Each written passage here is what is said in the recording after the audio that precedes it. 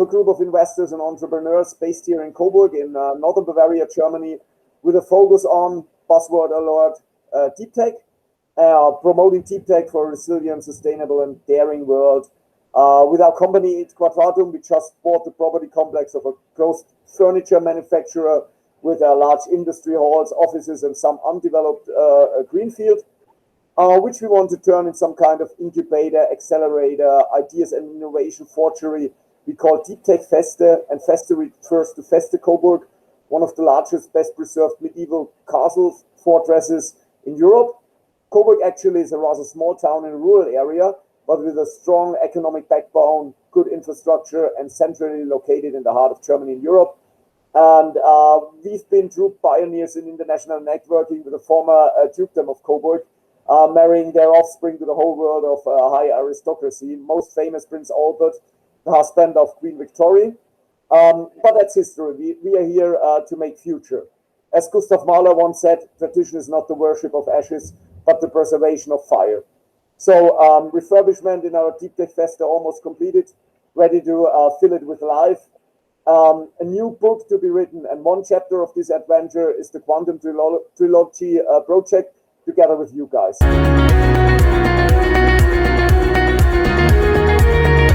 Hi guys, I'm very glad to be here in this Quantum Trilogy. Essentially we are here because we are different.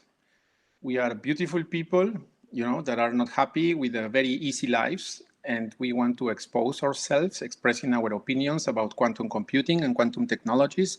It's a German-based initiative, but we want to broadcast to Europe and around the world. We will have plenty of invited people. My background is mostly academic, but it is a little also diverse. I have been living for many years in South America, studying there, in Brazil, in Peru. I have long time and visits and visiting professors in US, in Canada. I have been working some years in China. I work in Spain. I work in Germany. I've been in Australia for long. And a couple of years ago, I started my entrepreneurial activities in quantum, essentially because I was bored, because I find that success is truly boring. And I wanted to do something else. I needed a challenge, right? To repeat what is good is good for many people. For me, I needed something different. And we are here now experiencing with André and Sven the possibility of expressing our agreements and mostly our disagreements in how we see the world in quantum computing, quantum technologies.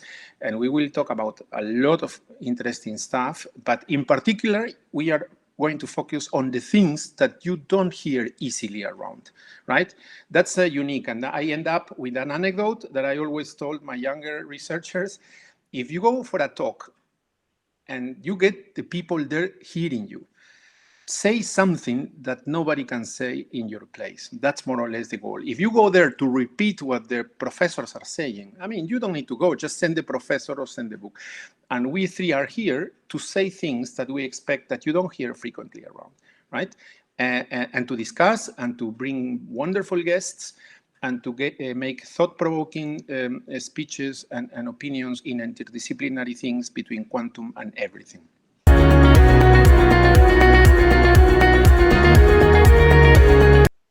Originally from Frankfurt, Germany, go Eintracht Frankfurt, the best football team in the world. I've been living abroad since a 9-year-old little boy, growing up in Brussels, where my father worked at the European Union. For the last 20 years, I've been living in the US, right now in beautiful Miami Beach.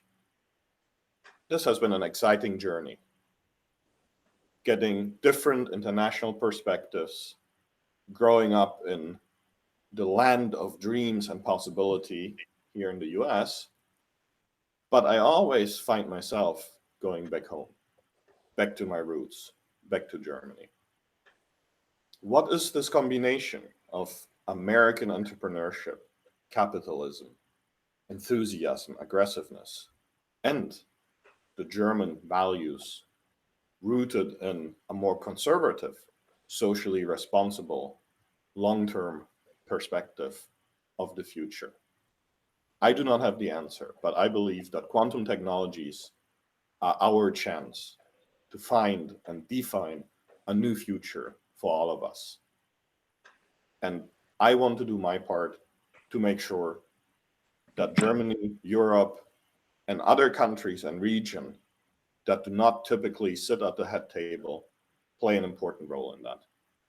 This is what I want to explore in this show, talking about quantum computing, other quantum technologies, and look at how it might affect the things that matter to us as humans and humanity.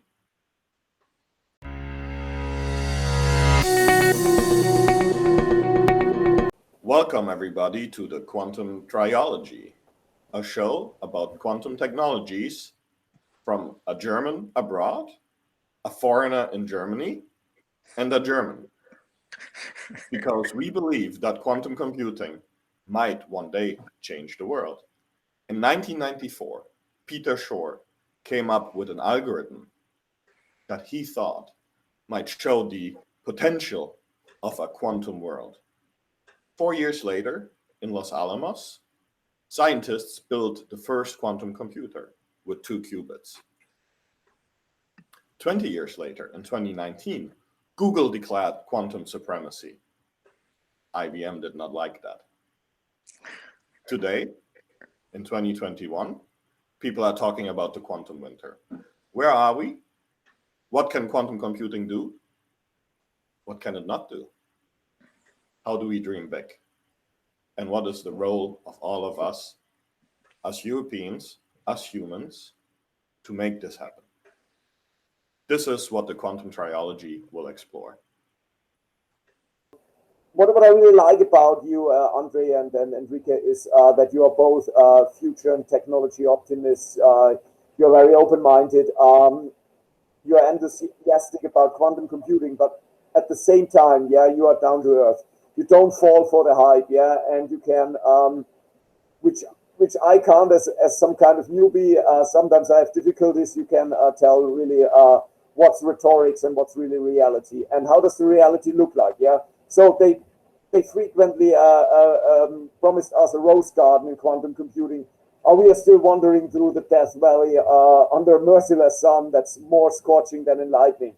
So how many miles will we still have to drag ourselves on through this desert?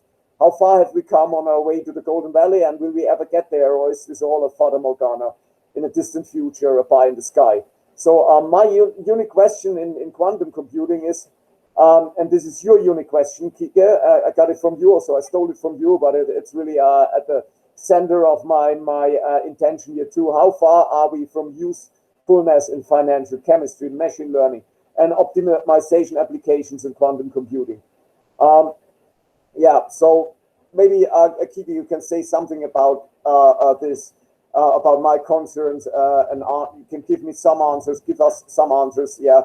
Because you are out there to design useful quantum computers now, yeah, and you want to bring the creativity back to a field which, like Andre said, has been a little bit too much focused on certain topics, while at the same time maybe promising too much, yeah. So, fantastic. The status quo of quantum computing now is just the best possible moment in the life of anyone. And the reason is because the key problems for making quantum computers useful are not solved. And that's a place where any surfer, any researcher, any artist would like to be. You know, you don't want to be in the peak of the wave because you're going to fall. You are not going to be when the wave fell already because it is finished, the fun. You want to be at the moment of creation of the wave. And that's where quantum computing is. We are disagreeing on views. We are disagreeing on perspectives. We are exploring different platforms, different systems, different concepts. We are kind of crossing in a wilder way between academic activities, research, technology, business. Nobody knows exactly where it is. I'm very surprised, for example, that some businesses are based in things that I would call them still conjectures. But if you go to the academic world, suddenly you see them making things that look closer to technology and business. And we are all merged in this adventure that I admire. And I can tell you that I had two special moments in my life when I had this epiphany. Is what the first times I was visiting Boston, Harvard, MIT for many years, and also the Silicon Valley in California. And the feeling I had is that in those places of so much creativity, there is no difference between engineer, computer science, chemist, physicist, entrepreneur. Everything is so hectic, so mixed, right? And that's what I like in the moment in quantum computing. We are still at a very early stage. And instead of boosting and promoting just the unique view and the unique path, which I just dislike from first principles, we are here to promote the diversity, that there are still many, many paths to explore. That's why you have startups, right? Startups are not arriving to do all the same just because there is funding. Startups are to come in, each of them with a new bet, a new concept, a new proposal. And we are divided in this moment in many people doing algorithms, many people doing hardware, and there is a moment perhaps to merge them and to look for specific applications for advancing the field. I dislike, just to finish with this presentation, I dislike the concept, the announced concept of quantum winter, which means a long, long time in which nobody will pay anything, nobody will invest anything, nobody will research on that. I think that we have the chance to be creative enough to go through this long quantum winter, doing great stuff and advancing things, sometimes lateral, sometimes frontally, but never giving up in the pursuit of the stars, right? And I end up by quoting one of my favorite writers, Oscar Wilde, who said something like, "We are all with our feet on the gutters, but some of us are watching to the stars." And I love that. You know, we may be struggling now with quantum computers, with technologies, with algorithms, with scalability, with error correction. We have many, many, many problems. But this is the moment where at least some of us have to be watching to the stars, because otherwise, if we watch too much in our feet, it is not very motivating and it is not very good for the advances that we are aiming at. Yes, it is a very uncertain time at all levels. And if you ask me, Kike, where would you like to be in history? I would always choose to be in moments like that, where you can still do something useful and meaningful, right? And I think that the new generations feel this drive, and we should all go for it with the spirit of explorers. I had a conversation with Professor Frank Wilhelm Mauch a little while ago, and he said, my job is to think about the things that other people aren't working on yet. I'm not going to do research on your typical error correction, more qubits, and all these mundane problems. I want to think about what IBM, Google, Microsoft, Rigetti, Zapata, CQC, and everybody else isn't working on yet. And when I look at our ecosystem, there are about 500 companies globally, to my count, in quantum technologies. To me, it feels that everybody is doing the same. Batteries, traveling salesman problem, machine learning, trading. Have we lost the big picture view? Have we lost our heroes? Have we lost the vision? And it's a silly question, because quantum technologies and quantum computing in itself is such an ambitious, spooky venture. But to me, what we're doing, and I wonder if that's the consequence of bringing in investors, boards of directors, governments, feels like it is missing the potential of the technology. What do you think? Yes, it's a very good point. I fully agree with Frank Wilhelm. I mean, he's a great friend, and we have worked together for many years. And I can just compare with this typical sentence. Each time I had to start a new group, be in Bilbao, be in Brazil, be in Germany, be in Shanghai, I always started taking the most brilliant of my researchers, and I told them, quote me immediately the 4 leading groups worldwide in our staff. And they said, wow, Harvard, Tokyo, this. And I told them, I disappointed them. Right? I said, okay, all that is not relevant for us. Because if we start by trying to copy what the best people are doing, I mean, and the whole planet just copies, diversity is lost and creativity is lost. And of course they said, yes, but Kike, but this is what is good, what they are doing. There is nothing else to do. And then I told them something technical. Sometimes we have to become technical. I told them in quantum computing, the mathematical behind is called the Hilbert space. And the Hilbert space has infinite directions. And there is infinite orthogonal directions to any direction. And the message is, whatever brilliant originality you have infinite alternatives to develop something new. Because if you don't make something new, you just disappear from the competition, right? And this is valid for research, for business, and so on. And I sign to what André said, that it is disappointing when you see the fashion of algorithms, then everybody makes algorithms. The fashion of 5 qubits, then 10 qubits, then 20 qubits. It looks like it is missing a little bit of bold, and it is responsibility of all of us. The younger researchers come with a lot of ambition, but they have to find also professors that are open for that. The professors would like to keep the same topics. Then come the investors, then come the governments, then come the official calls. So as a society, we are losing the sense of risky, not only investments, but risky ideas, right? Because we are thinking perhaps in our careers and so on. And a good identification of talent that promotes this diversity is what is needed in this moment of quantum computing. It has never been like that. It has changed through the years.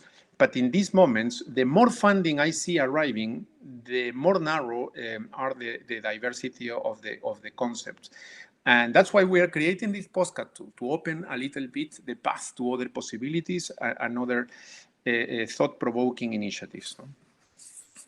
And just to be clear, all these companies that I mentioned, I love them. They created our industry. Me personally, I wouldn't be here with all the hard work that these companies are doing and their tremendous innovation. But thinking about the big picture, Sven, you send a dozen emails every day about this idea, this future, this concept, this company, from psychedelics to space. How do you think about the future?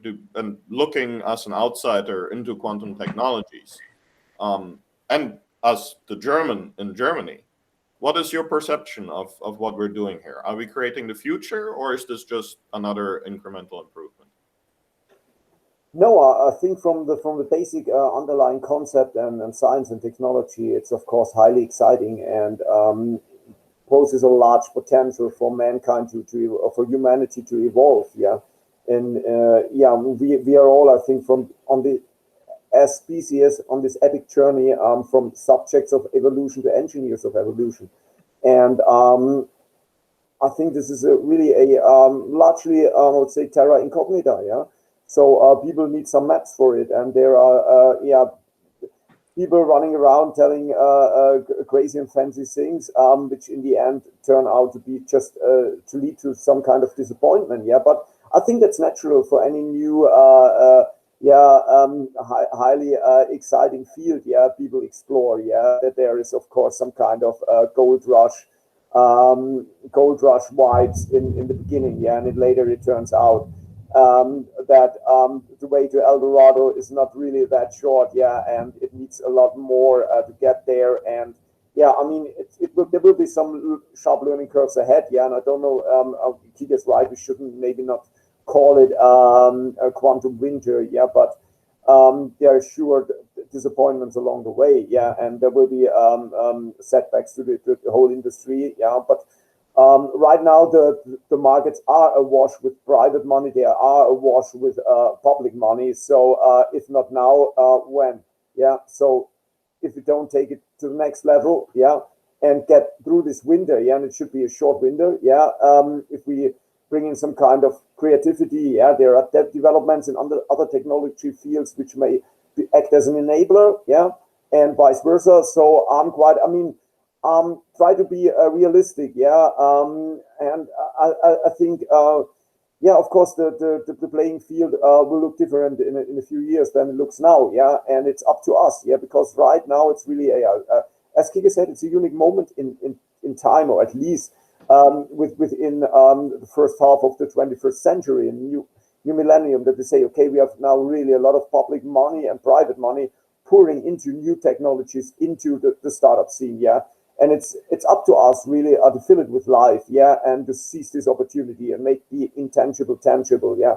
And so that leads me to your other question, how Germany or Europe is performing in this big game. And I think there's a lot of really research going on here, and we top-notch research. What is a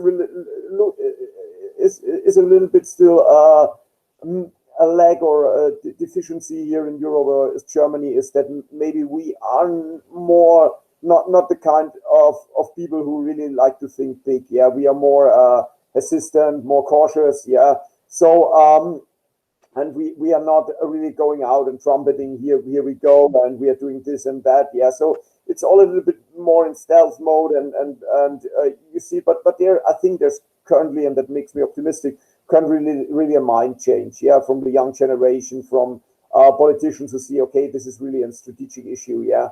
Either Europe now steps up, yeah, or we will be relegated to second league. Yeah, it's sure as that. This is a very unique moment in time, yeah, and the window of opportunity. We either have to seize it now or never, yeah, because you see it like in other industries like new space or space tech, yeah. This will be of so high importance and relevance, yeah, for defense, security, for industries, connectivity around the world, yeah. If we as Europeans decide to do it half-hearted, yeah, like we sometimes tend to do, yeah, we will lose ground, yeah, and we won't really catch up.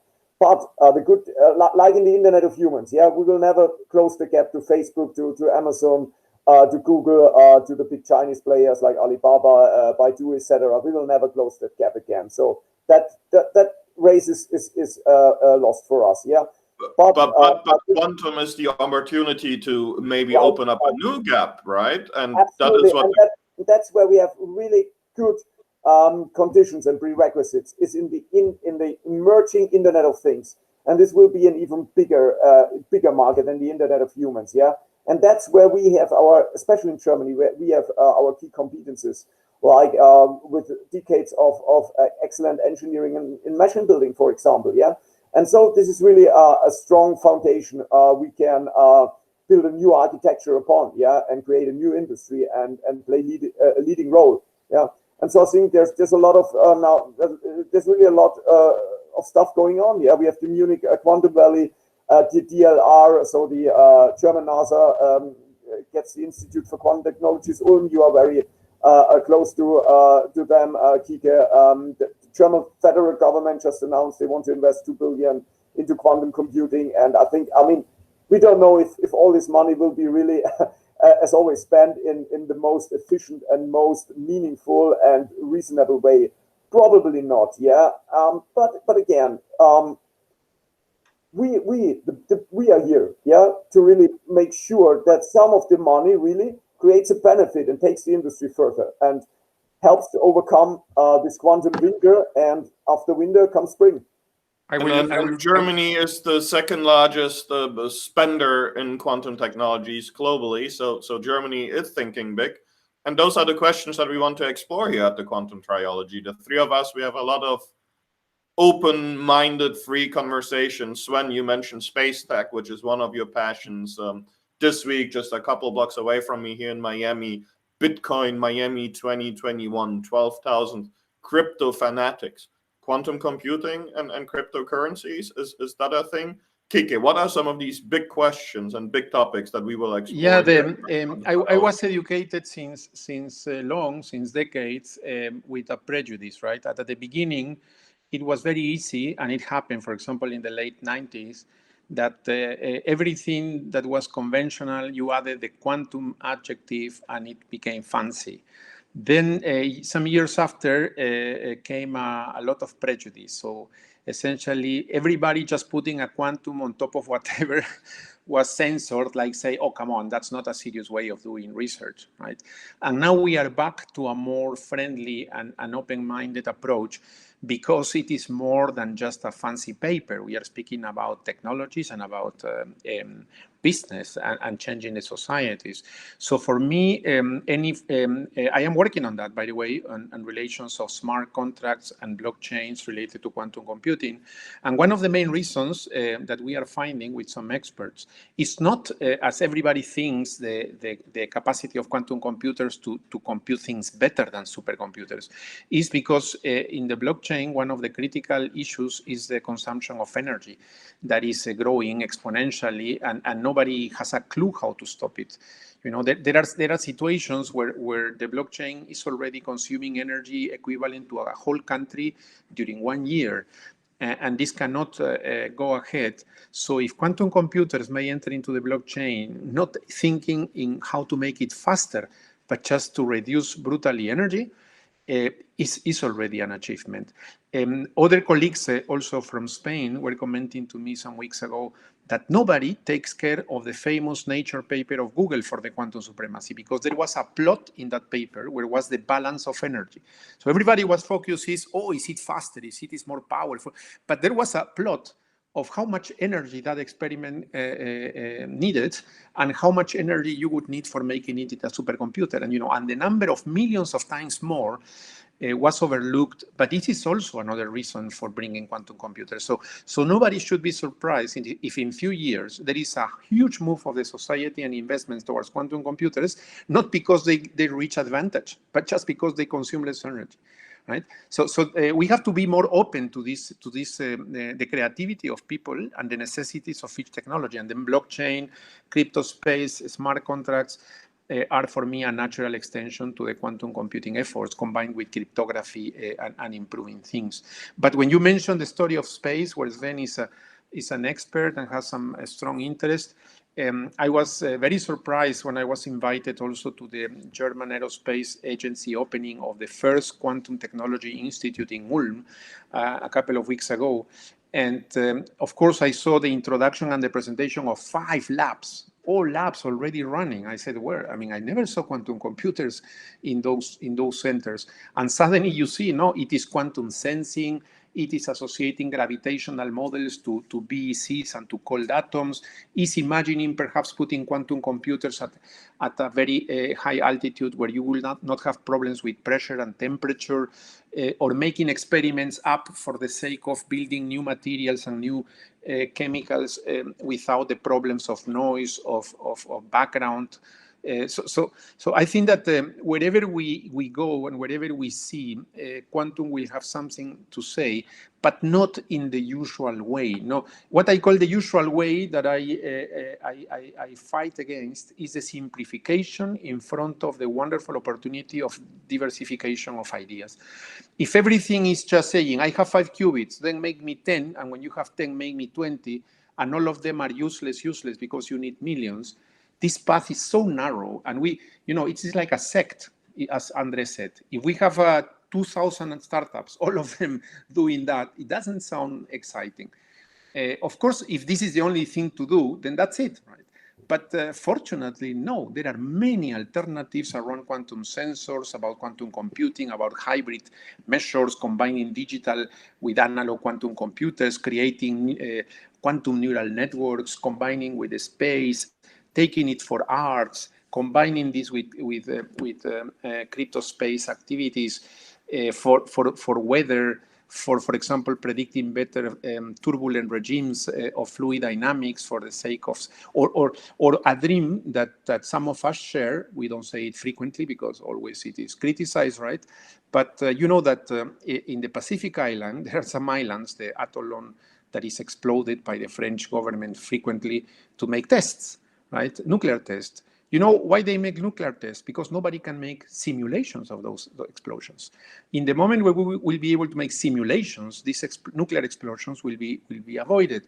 And there are many, many things that we can do better, and modeling the weather and the changes in the temperature and the spaceships and conquering other planets. And all this is just a fantastic adventure that I just don't want to miss. And I will end up by telling you what you know already from me. I insist that it is not the moment of preserving elitization of quantum computing. I think it is also time to throw it back to the society from the children up, because they will have better ideas. Just we are doing our better, right? But perhaps it is not enough. But we need the younger minds bringing totally different approaches and inspirations to join us, because this is a human adventure. I feel myself very proud to be part of this wonderful human adventure. As I said, remember that, right? We have opened the door a little bit, but behind there is a whole library of knowledge that we don't have, but we want to have, right? I am pushing. We are here to call you to join us for pushing more and discovering this infinite number of books with knowledge of technology and applications in quantum that we cannot even imagine, right? Another lens through which we will look at this challenge is the lens of quantum and art. Yesterday at this Bitcoin conference here in Miami, a Spanish artist sold an invisible statue. Just air, no frame, no canvas, only your imagination, for $18,000. Yale made music on a quantum computer. Others have tried to make quantum art. And art is just the expression of our human soul. Sven, I know that you are very involved in the art world and with some German artists. Quantum and art, why is that important? Should we talk about that? Yes, it is. We have to. I think that the people that are hearing us would like to hear that. It is, in my case, it's just matching two personal frustrations, right? Sometimes there are many definitions of life, all of them wrong. One of them is to grow since your childhood, trying to cure all the wounds of your dreams, right? And I wanted to do arts, but I also wanted to do physics, and I wanted to do business. And now I have found the connection between arts and quantum computers. And the surprise that we are getting is, first of all, that the quantum computers do not come from the future. 1, 2, 3, 5 qubits are enough to make amazing stuff. Why the artists are getting interest? Because we are collaborating with Italian artists, with British artists, with German artists. And their interest, to your surprise perhaps, is that I told them, look, there is classical pseudo-randomness and there is pure quantum randomness. And John Cage and many great composers in the 20th century introduced the concept of randomization in the music for composition, for interpretation. And this guy said, I want the quantum randomness. So just providing quantum randomness requires 1 qubit. And for them would be just exciting. Second, entanglement, to filter music through entanglement. That's something that is fascinating for them. The fact that they can put scores and melody through a 2-qubit system that would produce some entanglement consequences, and the output would be a different music. And what I call quantum music, André, is even better than that, because this is what I describe, music crossing a quantum computer and putting an output music, is what I call semi-quantum or quantum inspired. For me, the true quantum music that we are looking for is that the output comes back to your ears, you process with your emotions, and you communicate through the computer these emotions that you are hearing. And when you communicate the emotions, these emotions go through signals back to the quantum computer, and the new music is modified. And you enter into a loop where you and your quantum experience are creating quantum music in real time in a loop that is unique. The music is ready. Spotify, Apple, Amazon Music, all the platforms are ready. The quantum computers are ready. The artists are ready, and we can have a lot of fun. And as I said, some people can say, rubbish. Okay, the artists are saying wonderful. The creators are saying welcome.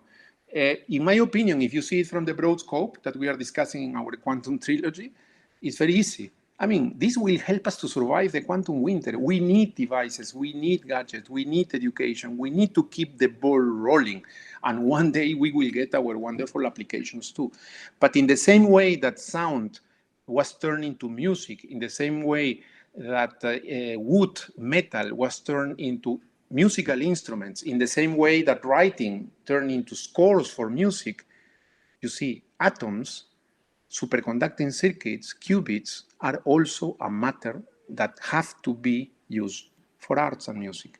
And that's the main claim of the quantum music, right? We have a new substance, a new material for making arts. Why not to use it? Not everything is metal, wood, and clay, or colors or canvas, right? There are also atoms, qubits, and we are using them to creating art. And that's the essence of the human being, in my opinion. Yes, just some amendment to your announcement, Andre. I'm not really into art. I'm not an expert. Yeah, like with most topics I'm dealing with, I'm a swimmer at the surface, not a diver. Yeah, so I admire art. Yeah, I have a special taste. Yeah, and I feel inspired by art. Like I'm inspired by the thoughts of Enrique regarding quantum computing, artificial and intelligence, and art, because I think what really is interesting for me, yeah, that art always takes certain developments in technology and society um, a few years, takes them in advance, yeah, which will happen, maybe never happen, but maybe happen in a few years, a few decades, etc. And so art is I think, playing with it, opening the space really of making imagination and possibilities, yeah, and technology, and of course our interactions and actions within society are there to maybe tap into that potential that art opens. And I think what really thrills me is how virtual worlds converge, yeah, with the real world, yeah. And that's what I find so interesting of art meeting quantum computing, of human intelligence meeting artificial intelligence, yeah. So that's for me really what is really exciting. And I think we should really open our minds too for the concept of art. Like when I think in the gaming industry, yeah, this is art to me. The landscapes, the characters, they create the stories, yeah, the visual settings, yeah, that's really like look like a game like Cyberpunk, yeah, for example, yeah, it's amazing art in my opinion, yeah. And people people now having the possibility maybe, or we are at the verge that people more and more immerse into that into virtual worlds, yeah, with all the negative and positive implications, of course, yeah. And I think that's another very interesting aspect, yeah. What aspect? What do you think, Enrique and Andre, regarding quantum computing and artificial intelligence and the gaming industry or the esports industry, which is another huge market emerging? André. Absolutely, and these are the conversations that we have exactly for the reasons that Kike mentioned. We need to make quantum more tangible, more human, and more democratic. E-gaming, not an industry I'm very familiar with. I rather be outside than in front of my computer playing video games.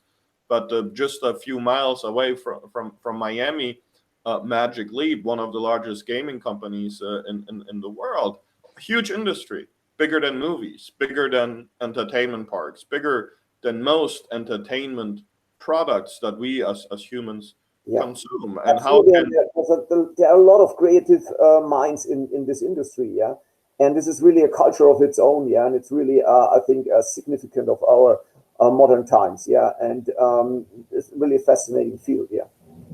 So how can quantum help with that, right? Can quantum help create new scenarios in games through randomness, make it really immersive, make it really surprising?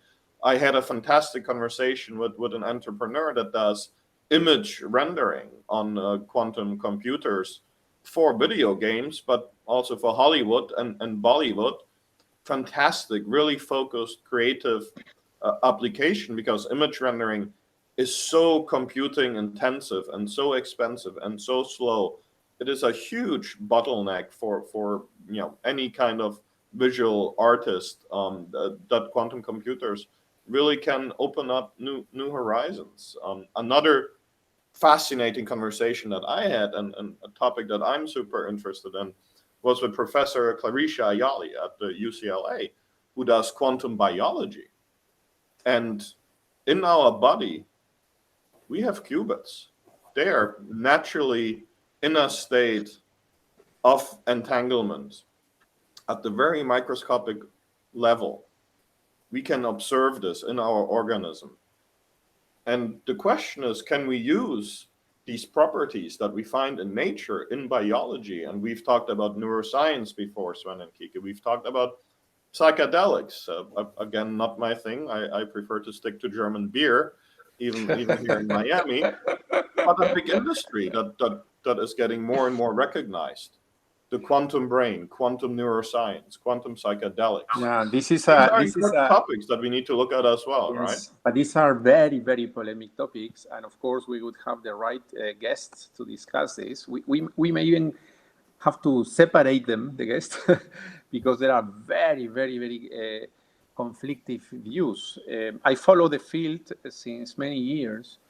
In 2008, Alanas Purgusik, when he was at Harvard, he invited me for one of the first quantum biology conferences. And they invited me also for the roundtable. In that moment, I was representing the community of quantum optics. And I was hearing, and I said, cannot be this, cannot be that molecules and biological tissues have quantumness.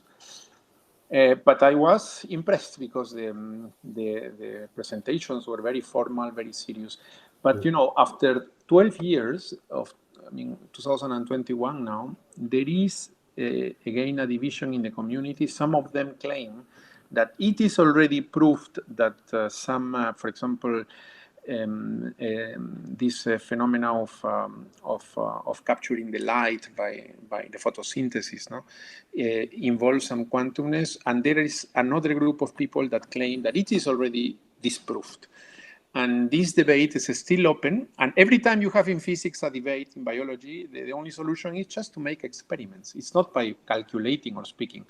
And people are trying to verify, but it is obvious, right, that the microscopic biological systems have to have quantumness. That's obvious. Everything that is small has some quantumness.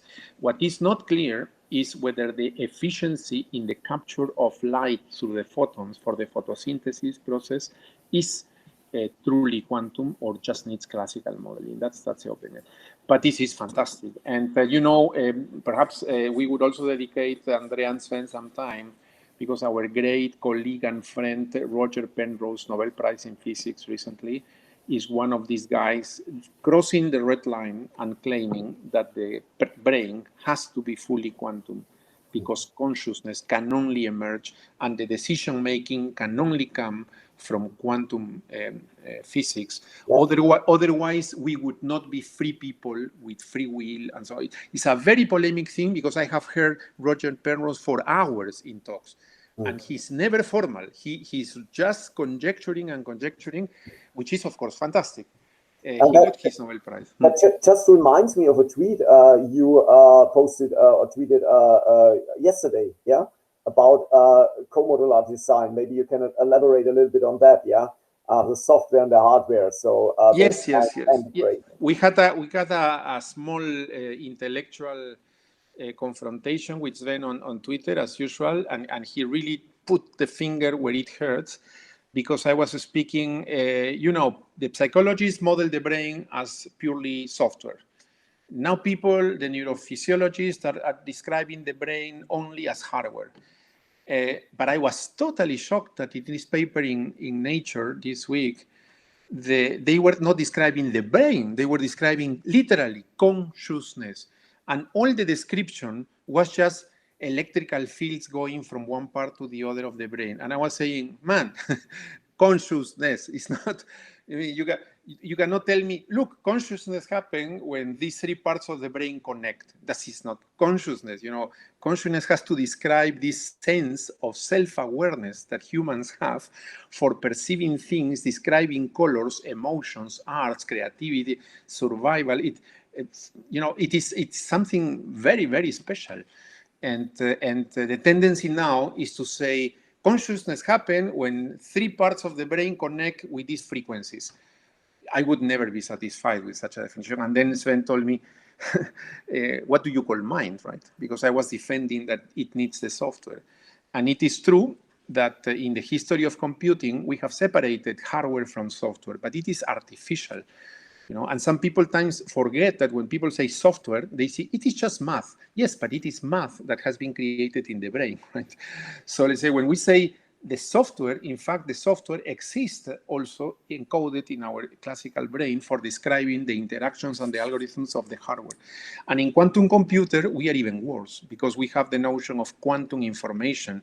And as probably you know, even the pioneers of teleportation in quantum, we're calling that the quantum information looks like the soul, right? That is incorporated in the qubits, that is extracted for teleportation. So I think we have not settled as a community in quantum or in classical whether really exists something as software and as hardware independently, or they are a single object and we are just separating them. So I think that it's a very thought-provoking discussion and concept, and I don't want to start a religious discussion, because that's a sensitive issue for many people, which I respect. And I myself, I'm not a religious guy really, but I'm a seeker, a searcher, and I'm not an atheist either. Yeah, I'm kind of spiritual agnostic. Yeah, I would describe myself. So, and what I like, really an idea I like is, that our universe is a God in the making. Yeah, an emerging God, which growingly gains self-awareness. Yeah. Via intelligent life forms, and we are the neurons and limbs who do the thinking and the interactions, who manipulate resources, material, etc. And I think this is some kind our language maybe, or the tools we create, like mathematics, could be the software. Yeah, so I really like that image. Yeah, it's really I would say really inspiring. Yeah, and but not to take this to a high level of abstraction. This just reminded me of a report published in January in Nature Methods by a forum organized and co-led by Thomas Lenner, the scientific director of neuropsychiatric disease genomics at the New York Genome Center. And basically, bottom line, that quantum computing can become a tool in the arsenal of computational biologists and lead to revolutionary advances in our understanding of the biological processes in general and the human brain in particular. So Dr. Lenner says, in particular, the study of the properties of the brain, such as cognition and behavior, is a uniquely challenging multi-level endeavor that demands pioneering new approaches in computation. And I think that's something where quantum computing really can deliver value add. Yeah. Yep.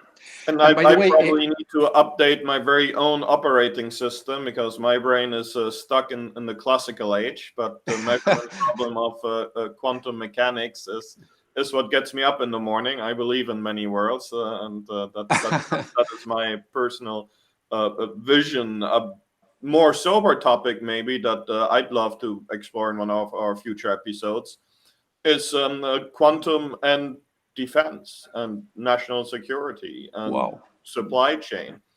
Just a week ago, we had the Memorial Day weekend, again here in Miami, at this beautiful beach that I'm overlooking. For 6, 7, 8 blocks, we had the Navy, the Army, the Air Force set up with all their airplanes and equipment, and the soldiers. And it was just an amazing display of American power, and something that I left Germany 30 years ago, but is very rare to experience in Europe and Germany. Quantum has huge implications for security, new weapons, new tactics, new kind of strategic paradigms in terms of self-defense. It's not all fun and games and psychedelics, art, crypto. The quantum could really change our world for the good, but also for the worse. A lot of countries, starting here in the US, have started to discuss if quantum technology should be put on the export ban list. There was a big controversy in the European and German media because Switzerland and Israel might be excluded from certain German and European quantum projects, two countries that have tremendous brain power, research, entrepreneurial drive in quantum, but also in many of these other topics. Is quantum an opportunity or a threat for defense and security when we look at Germany and Europe? I would say both. Yeah, I mean, like every new technology and innovation, it's a Faustian effect. Yeah, you know, Faust, the character of one of Goethe's most famous drama, and it's a deal with the devil always. Yeah, for the good and for the worse. Yeah, you can use a hammer to put nails into a wall and build something, or you could use it to smash the head of someone. Yeah, of your fellow human, fellow being. Yeah, and I think I just read if this growth span, for example, defense and security is a massive issue. I think with quantum computing.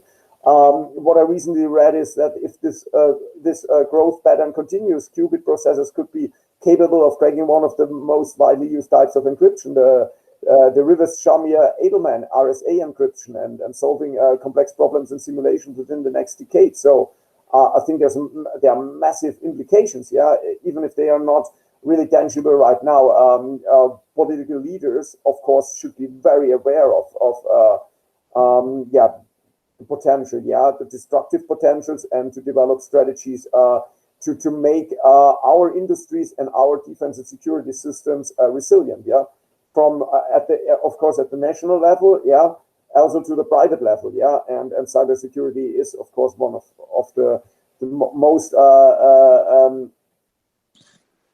most important issues. Yeah.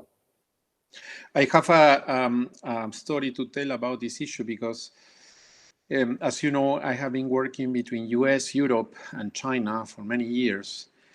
And I have a certain privilege in the gossips, in the comments. And literally, the summary is that I hear descriptions of the world that are orthogonal in the three places, right? So each part speaks of the other. I said, but that's not true. What they are talking about, right? And it comes from this, what people call it in English, the fear of missing out. So somehow the Americans have fears that the Europeans make it better. The Chinese have fears that the Americans will develop a technology better. And in this conflictive fears, everybody tries to do it faster and better, but in fact not knowing what for. It could be that quantum computers at the end are not that powerful or are hard to scale, but you know, it is just the fear of missing out. It's the best sentence I have heard around. Absolutely. And that's what we are. It is a kind of you know, trying to avoid to lose the competition. On the other hand, I wanted also to recall another historic anecdote after the Second World War, when the Manhattan Project finished, and the great Oppenheimer said this historic sentence that we scientists have sinned, in the sense that you know, many of the scientists in the Manhattan Project thought that they were saving the world. Probably they were, right? But they thought that once it is finished, the war, then that's it, right? We don't have to create more nuclear weapons. And when the program finished and they won the war, many of them were saying, okay, let us destroy all this, right? We don't need anymore. And then the boss said, sorry, we will continue with the program. And then the younger generation said, no, we will not continue because this was only for winning the war. We don't want to make more weapons of mass destruction. And the big leaders said, okay, thanks a lot, because there are younger generations that are coming that want to do that, right? So we have seen in that sense that I think we scientists, sometimes we think that we have under our control the good use or bad use of knowledge and technology, and it is not true. We are really slaves in front of political power and geopolitical power. And let's say whatever, even if 90% of the people say, no, I will not work for that, if 10% works, this will happen, right? Absolutely. And as you said, once the genie is out of the bottle, it's hard to get him back in, yeah? And it's like game theory, yeah? Yes, you said fear of missing out. If you think the other is doing, the other opponent is doing some fancy stuff, you have to do some fancy stuff too, yeah? And this is really motivating this whole arms race. Yeah, and you see the same in space too. Yeah, and I think it's always a double-edged sword. Yeah, on the one hand, these arms races means, of course, always the danger. Yeah, that a Cold War could turn into a hot war. Yeah. On the other hand, of course, it opens really it opens really or it develops and creates new innovation. Yeah, like for example the internet. Yeah, which was designed as a military for military purposes. Yeah, originally. Yeah.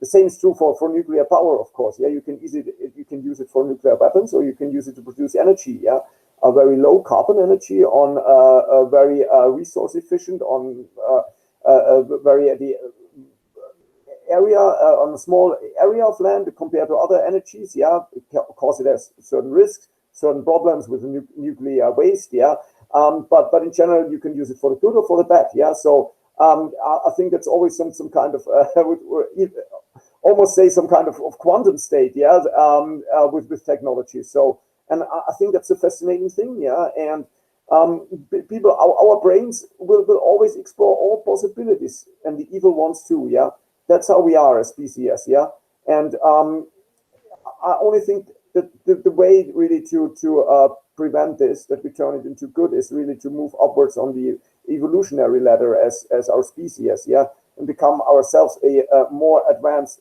version of our species, or even a super species. And even if this sounds spooky and freaky and frightening to some people or very absurd right now, I think in the long term we have to become a star-faring race. Yeah, and our biology right now is not created for conquering the space. Yeah, so we either leave it to robots. Yeah, or we, as I said, we become. Yeah, we embrace transhumanism. Yeah, but that's of course another story, and we will maybe discuss this in one of our episodes, because when it comes to like quantum computing and cyborg society, yeah, quantum computing and machine brain interfaces. So this is a really fascinating universe of topics. Yeah. Okay, so let me ask then now André about a follow-up of that, because for me it is crucial. André, in this visionary theme that you have of quantum technologies and also how this may shape or reshape the world, do you think that the societies and the younger generations are ready to even imagine that in 10 or 20 years, we will not only use glasses, we will not only use devices for controlling the heart, or some chips for some providing some substances for cancer or for curing ourselves, or some implants in the brain. But can you imagine that we will have some chips connected online to quantum computers for creating what I call the quantum cyborg society? Because, you know, there are things that are, just imagine, no, the traveling salesman, right? How to maximize or minimize your effort to go with your car to your job. And there is a huge traffic jam. And, you know, you use your chip, you outsource it to a quantum computer, and you get where is the minimal effort for reaching your job in 20 minutes. So can you more or less foresee that quantum devices do not need to be here, but just connecting online can provide these quantum accelerators? So can you foresee that we, in the same way that we are living with sticks for walking, or with glasses for watching better for the refraction of our eyes, or with some electrical devices on an implant, can you foresee that we will have also outsourced quantum computation resources in the future? We are all just energy, right? The three of us and the quantum trilogy were just a wave, and just computer, my desk that I'm standing at, and none of it is real. And I do like the many world theory. The technology is written. We know what is going to happen, and all of what we just discussed and what you just described, Kike, is going to happen. We just don't know when. And we don't know if it's going to be China or Russia or the US or Germany. And what about the jobs that, as people claim, that we will be losing? We will lose them. Again, that whole story is written. It is just a question of who is going to do it and when will it happen. Is it IBM that is going to own that future? Is it a startup? Is it our German government or a new country? This is an opportunity for anyone. One of my mentors, One Quantum, we have local quantum tech chapters in Africa, South Africa, Zimbabwe with my friend Farai. We have a chapter in Nepal where we're looking at how can we solve the trash problem at Mount Everest, which is the biggest economic impact to the local economy in Nepal. But all of these stories are written. The only free will that I think we have is to decide who is going to write that story and how fast are we going to write it. And that is, in my opinion, the purpose of quantum trilogy. We don't know the answers to quantum and neuroscience, quantum and psychedelics, quantum and art. I would love to have some quantum art on my wall. Is this a real thing? Is this a real industry? No idea. Let's invite the experts to explore these questions and talk about it, because nobody is talking about it. All that people are talking about are batteries and financial portfolio optimization, which is important, but boring. We are, as Sven said, we are writing the human history. How do we elevate our society and our own beings to the next level that we want to be? And I really believe that quantum technologies can play that enabling role, unlike other innovations, Bitcoin, or even artificial intelligence, the digital economy, that we've gone through over the last century. So for me, we have to start this conversation. We have to be serious about it.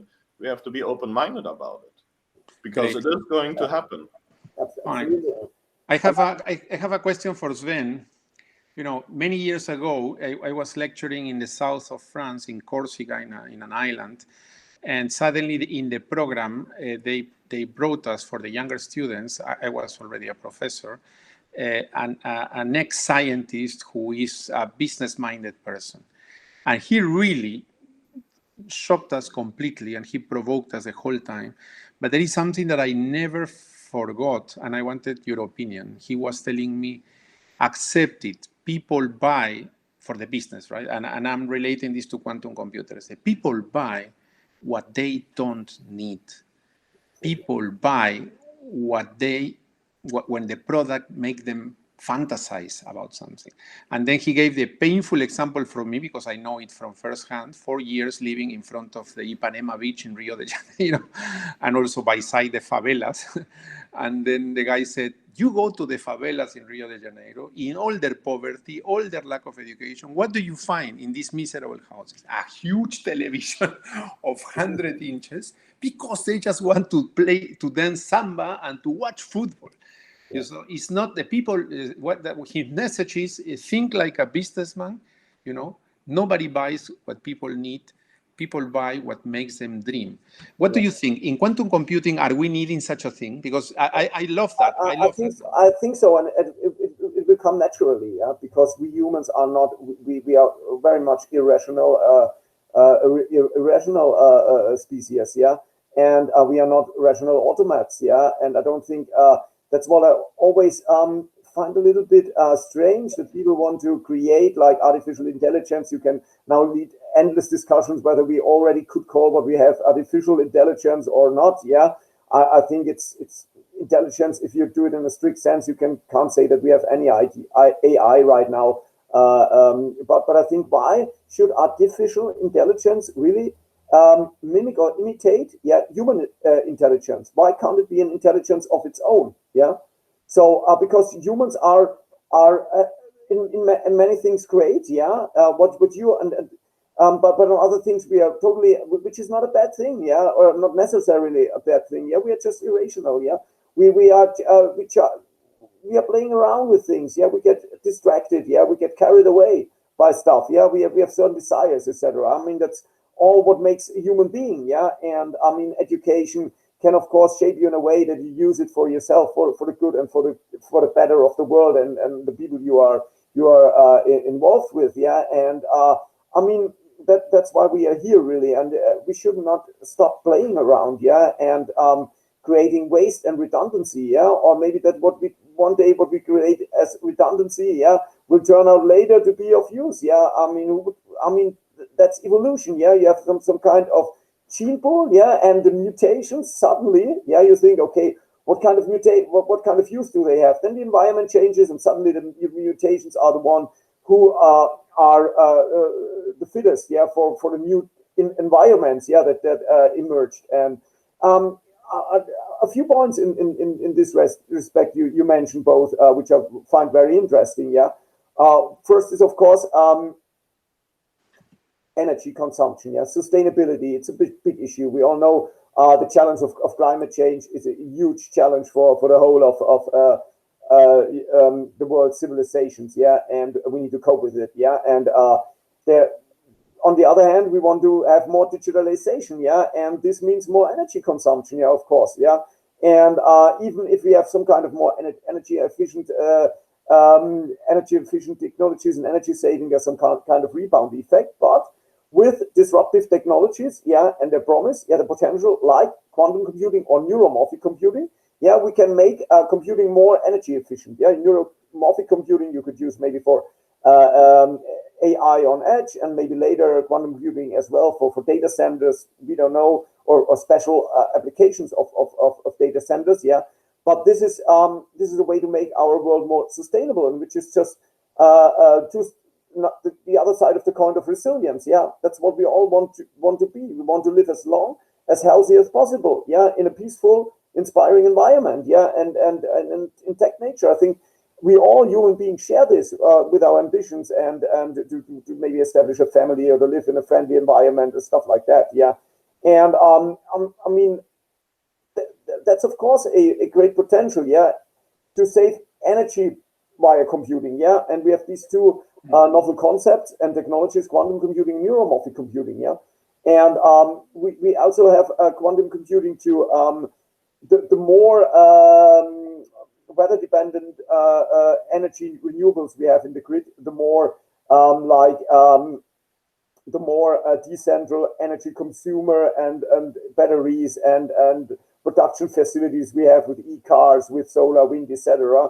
The more complicated it gets to stabilize our grid. Yeah, and there quantum computing can render a great benefit, I think. Yeah, together with like weather forecasts. Yeah, the weather is getting more chaotic due to climate change. Yeah, so you need better forecasts. Yeah, you do this via satellites you put in the orbit. Yeah, and you can combine this maybe with quantum computing. Yeah, you can a company, a startup from Munich, Aurora Tech, is doing this for forest or wildfire protection. Yeah, so I mean, these are all massive potential applications. Yeah, that just need to be developed. Yeah.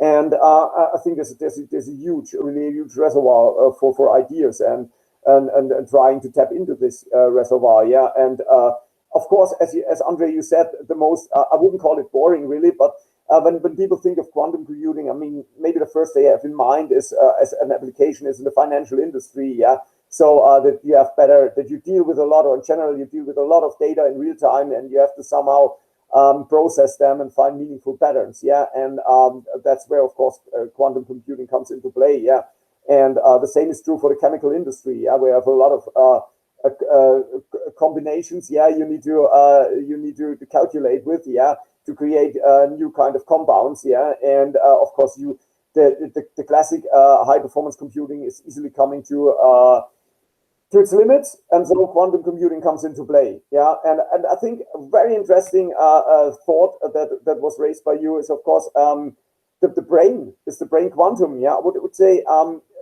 what we can. I think what's the interesting part of the brain is that it's very energy efficient. Yeah, and that's why people are trying to look at the mechanisms of information processing in the brain and develop neuromorphic computing. Yeah, and so it's always a constant stream of new ideas and people playing around with stuff, and even with stuff we might think it's foolish or childish or doesn't make sense. Yeah, but for the people, it gives them some kind of meaning, and it might be a source of inspiration. I mean, even if television, even the biggest bullshit you see in television might have some kind of inspiration with someone sitting there and watching it and turning it into something. My brain is out of energy. It's Saturday morning and I need a classical coffee, no more quantum. But we will explore all these topics one by one in upcoming episodes. Great. What was supposed to be a 10-minute teaser of these future topics turned into an unstoppable 1-hour-long German thought train. We think these are important topics. These are beautiful machines, not just visually. They don't all look like that, but they can offer us a beautiful future. And like Oppenheimer said, we're not here to sin. We're here to inspire. Open up, this Pandora box of topics that are important in quantum technologies for us as humans, as society, and our future. This is what we will discuss in the Quantum Trilogy. We will bring the guests and the experts for each of the topics, share our thoughts, and hope you will join us in this journey as we explore the future of quantum.